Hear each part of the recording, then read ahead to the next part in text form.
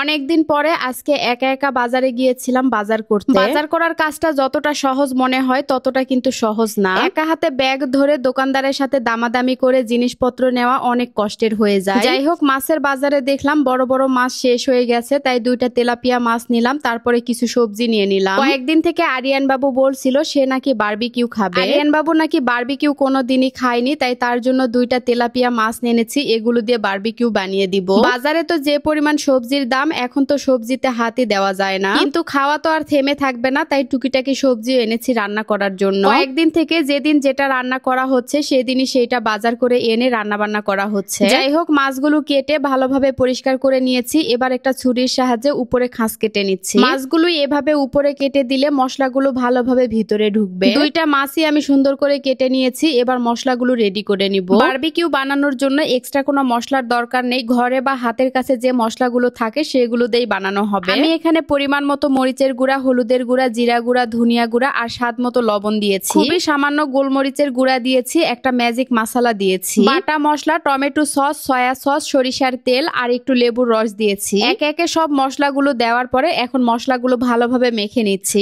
মশলাগুলো মাখানোর সময় তো এত সুন্দর একটা ঘ্রাণ বের হচ্ছে, মনে হচ্ছে এভাবেই খাওয়া যাবে। মশলাগুলো ভালোভাবে মিশিয়ে নেওয়ার পরে এখন মাছের গায়ে মালিশ করে নিচ্ছি। মাছের গায়ে যে কাটা কাটা অংশ ছিল সেগুলোর মধ্যে আমি বেশি করে মশলা দিয়েছি, যাতে করে ভিতরে মশলাগুলো ভালোভাবে ঢুকতে পারে। মশলা দিয়ে মাছগুলো ভালোভাবে মেখে আমি 10 মিনিটের জন্য রেখে দিলাম। আজকে আমি ফিশ বারবিকিউ বানাবো এই এয়ার ফ্রায়ারটাতে। কয়েকদিন থেকে এটা ফেসবুকে দেখছিলাম, দেখেই তো আমার ভীষণ ভালো লেগেছে। মাত্র 20 থেকে 25 মিনিটের মধ্যেই কিন্তু এই এয়ার ফ্রায়ারে চিকেন ফ্রাই এবং ফিশ বারবিকিউ বানানো যায়। এটা TQIU ব্র্যান্ডের একটা এয়ার ফ্রায়ার। এটা এতটাই বেশি ভালো যে না ইউজ করলে বুঝতেই পারবেন না এটা কতটা ভালো। বাচ্চাদের পছন্দের খাবার ফিশ বারবিকিউ বা চিকেন ফ্রাই বানানোর জন্য তো মাটির চুলা অথবা গ্যাসের চুলা ব্যবহার করা হতো। এখন আপনারা মাত্র 20 থেকে 25 মিনিটের মধ্যে চিকেন ফ্রাই বা যে কোনো খাবার এটার মধ্যে তৈরি করতে পারবেন। এই এয়ার ফ্রায়ারে কিন্তু তেল ছাড়া সবকিছু তৈরি করা যায়, খুবই স্বাস্থ্যকর। TQIU ফেসবুক পেজ থেকে আমি এই এয়ার ফ্রায়ারটা নিয়েছি। তাদের হোয়াটসঅ্যাপ নাম্বারটা আমি স্ক্রিনে দিয়ে দিলাম, সাথে পেজের নামটাও ক্যাপশনে দিয়ে দিব। আপনারা যা যা তৈরি করবেন এখানে কিন্তু সবকিছুই দেওয়া আছে, কত তাপমাত্রায় দিতে হবে, সাথে আপনারা টাইমও সেট করে দিতে পারবেন। এখানে টাইম দিয়ে আপনারা বাদবাকি কাজগুলো করতে পারবেন। পুড়ে যাওয়া বা নষ্ট হওয়ার চান্স নেই, কাজ হয়ে গেলে একা একাই অফ হয়ে থাকবে। আমি এখানে 2টা মাছ একসাথে দিয়ে দিলাম, যদিও মাছগুলো বড় বড় ছিল তারপরও দিয়ে দিলাম। একটা মাছ দিয়ে তো 3 জনের খাওয়া হবে না, তাই একসাথে 2টা মাছই দিয়ে দিলাম। আমি একটু মশলা মুখে দিয়ে দেখছিলাম মশলাগুলো খেতে কেমন হয়েছে। তারপরে উপরে টমেটোর স্লাইস